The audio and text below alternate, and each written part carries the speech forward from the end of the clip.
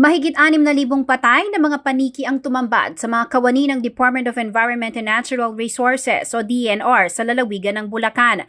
Nasabat ang iligal na pamumusulit sa ikinasang joint operatives ng DENR, CENRO o Community Environment and Natural Resources Office ng Baliwag, PNP San Miguel at National Anti-Illegal Logging Task Force in the Protected Areas of Biak na Bato National Park. Arestado sa operasyon ng 4 na wildlife poachers na kinalalang sina Rolando Santiago, 40 years old, Reynante Donito Gonzalez, 44 years old, Reggie Mangahas, 28 taong gulang, at Ronald Santiago, 39 years old. Silang lahat ay residente ng barangay Biak na Bato sa San Miguel, Bulacan. Ayon kay Paquito Moreno Jr., Executive Director ng DENR Central Luzon, ang mga nakumpiskang paniki ay tinatawag na wrinkle-lipped bats na nagkakahalaga umano ng 90,000 pesos.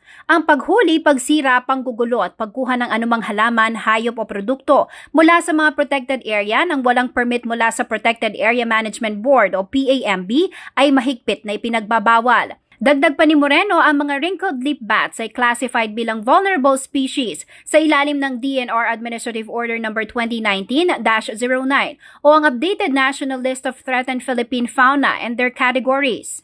Sinambahan naman ng criminal charges ang 4 na nahuli sa paglabag sa Section 20A ng Republic Act 7586 o ang National Integrated Protected Area System Law o NIPAS na inamyandahan ng RA 11038 o ang Expanded NIPAS Law.